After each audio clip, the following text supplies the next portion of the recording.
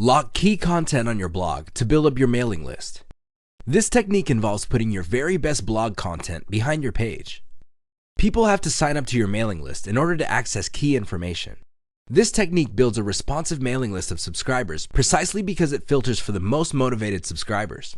The big danger with most email lists turns on the fact that bad subscribers make for bad lists. People find themselves on your list simply because they're just looking for the booklet that you're offering. Once they get the free booklet, they don't bother to unsubscribe, but they also don't bother to read your emails. They become list squatters. They're completely useless. By stepping away from the model of offering freebies like booklets and instead offering your best information on your site, you create a reversed opt-in system. This is how it works. You publish high-quality content based on your readers' needs. These all lead to different solutions. People are all excited because they're seeing all these great solutions. However, throughout the content, they are reminded that there is one best solution out there. And by the time they get all excited about reading up on this amazing solution, they find out that they can only access it if they join your mailing list. Advantages. The big advantage of this technique in boosting mailing list responsiveness is that you start at the beginning. You only recruit people who are actually interested in the information your mailing list offers.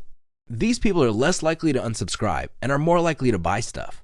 The only people who would go through this process are those who are actually interested in what you have to offer. Of course, this all boils down to how you set everything up. If you're making all sorts of unrealistic promises, chances are you'll end up only attracting the wrong people. These are people who are not really all that interesting. Disadvantages. There's really only one big disadvantage with this technique. You will get a lower number of subscribers. How come? You heavily filter them based on the content of your blog. Only people who are truly hyped up and excited about the best solution would make it all the way through. The good news is you're compensated for this lower number by the fact that these people are more likely to subscribe to your list, less likely to unsubscribe, and more likely to buy.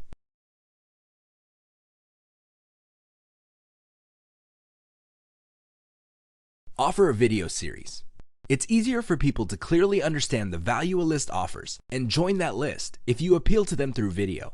When you present a video, you can pack a lot of information in one video clip. Not only will you be able to explain a lot of concepts, but you will also get people emotionally excited in what you have to offer. It creates a one-to-one kind of personal and emotional impact, especially if you're using a video spokesperson. Even if you're using an animation, you can still present enough information that people would be able to trust your solution enough to want to learn more. You can also tease the viewer regarding information that they can buy through the affiliate links that you are promoting. When you offer a video series to people visiting your blog or your landing page, this increases the likelihood that they would look forward to your emails. Remember, they're looking to watch the video series. This means that when you send out your email, they're less likely to disregard it. They probably would be on the lookout for it because they want to pick up on certain key pieces of information revealed through your video. Advantages. A video is very personal and immediate. Believe it or not, a video is relatively easy to make. In fact, you can do it yourself. Just get a quality microphone like a Blue Yeti from Amazon. As far as video goes, you can take it with your personal computer's built-in camera. The video quality for most built-in webcams are actually quite good. Another great advantage of offering video series as incentives for mailing list memberships is the fact that you can create a lot of this type of content. Since it only takes a few minutes for you to speak into a microphone in front of a camera, you can tackle a lot of topics, and it's not going to take you too much time, effort, and energy. Video is also a great way to make passive income because you use this video series to get people to sign up to your list, and if you chop them up into small enough pieces, they actually get all excited about your next email. So, they'll always be on the lookout for your next email, and once you get them to open your email, you can hit them with affiliate links. When people click on these links and buy something, you make money. Please keep in mind that this is passive. You record once and you can actually make money many times over off the free video series that you are offering to build up your mailing list. Disadvantages. The sad reality is that while a lot of people appreciate that you have a video to offer, if you are offering a video course to build up your mailing list, please understand that when people see your video page, most of them will not view it all the way through. Most people have short attention spans. This cuts down on the total number of people signing up for your list. The good news is that this is not all that bad. In fact, this can act as some sort of filtering system.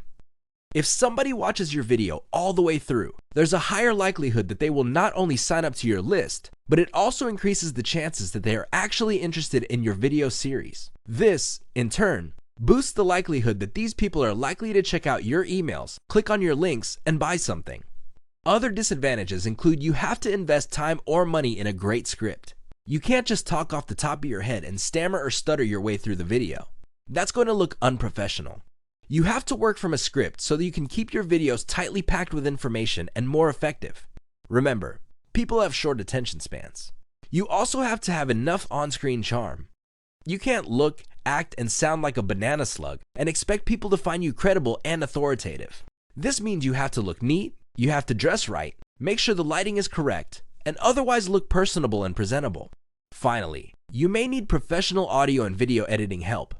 The good news is you can get these types of services at a relatively low price thanks to freelancing platforms like Fiverr.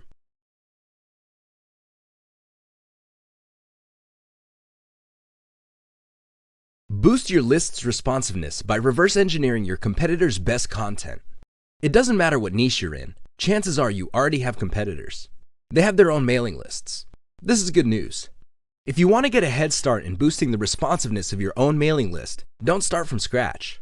Sign up to all of your competitors' mailing lists and figure out what they're doing, and then come up with your own version based on some common elements of their materials. Chances are you would be operating from a better place than if you were to just come up with your own completely new, untried, and unproven materials. This method simply just gives you a place to start. Don't just reverse engineer and stop. Use this as a place to start and then continuously optimize your materials to get better and better results. How it works. Find keywords related to your niche.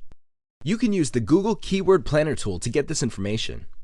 Once you have this information, find your competitors and look for competitors that have mailing lists and sign up to all of these mailing lists. Pay attention to the headlines of these lists. Take note of the topics of these updates. Once you have this information, figure out the most common topics that appear and the most common headline writing style. Copy the style and then create original content talking about the same topics. Study your list's performance and get rid of emails that aren't opened enough and don't get clicked enough. Optimize them by replacing them with different versions and keep tweaking your emails until you get a steady open rate and click-through rate. From there, you can then optimize your landing pages to increase the income you make from your mailing list traffic. Advantages. This technique gives you a tremendous head start. You're not starting from scratch. Also, you make your competitors do your homework for you. Once you figure out what works, you create your own version. Disadvantage. The big disadvantage is laziness. If you just simply copy and paste your competitor's stuff, it's only a matter of time until you get a scary letter from a lawyer in your mailbox. Don't do it. Study your competitors' topics and headlines, but don't copy them. Come up with something similar. When you know that certain topics are hot, come up with original material that addresses these topics. Please understand that there's a big difference between coming up with your own stuff based on the headline writing style and topics of your competitors, and simply copying and pasting their materials. Reach out to your list and ask questions. Believe it or not, if you already have a list, simply reaching out to your list members is a great way of boosting responsiveness. When list publishers ask questions to their list members, the list members would think that they matter. They would think that they are important enough for the list publisher to want to listen to them. This is a big deal because, let's face it, a lot of those list members are actually on many other lists. Chances are many of these other list publishers couldn't really care less about what they have to say. You stand out from the crowd when you actively reach out and ask your customers what they think. What do you do with this information? Well, when you ask questions from your list members, you can use this for ideas on polls and other high engagement content you're going to be publishing on your list. By figuring out what they want and you sending them updates based on this info, you make them feel that they matter. You give them an equal voice in shaping the direction of your mailing list. Your mailing list is no longer some sort of one-way conversation with a captive audience. Instead, it becomes a product of a two-way collaboration between the publisher and an audience. This leads to a sense of community and can produce great results down the line. Advantages. If you reach out to your list consistently and constantly, you build your list on your members' actual needs. You're not operating out of theory. You're not simply copying what your competitors are doing. Instead, the list actually involves issues that your members are definitely interested in. This increases chances that people would emotionally buy into your list. They feel that they are part of something bigger, and this fosters a sense of community. Believe it or not, this enables you to distinguish your list from your competitors. Your competitors are probably just using canned emails that were written by somebody else. A lot of the stuff their list talks about probably has nothing to do with the actual needs of the list members. It's no surprise that a lot of those emails simply do not get opened and read. Disadvantage. The only disadvantage to reaching out to your list members and asking questions so you can craft the right kind of content involves statistical representations. You have to understand that in any group of 100 people, only a handful will have the time or motivation to want to talk to you if you ask questions. Be very careful of this situation because most vocal list members might not be all that statistically representative. This means that whatever suggestions they may have may not be actually the kind of improvements or content feedback that are shared by most other list members. Always be on the lookout for this. Look for warning signs so you can shoot for statistically representative feedback.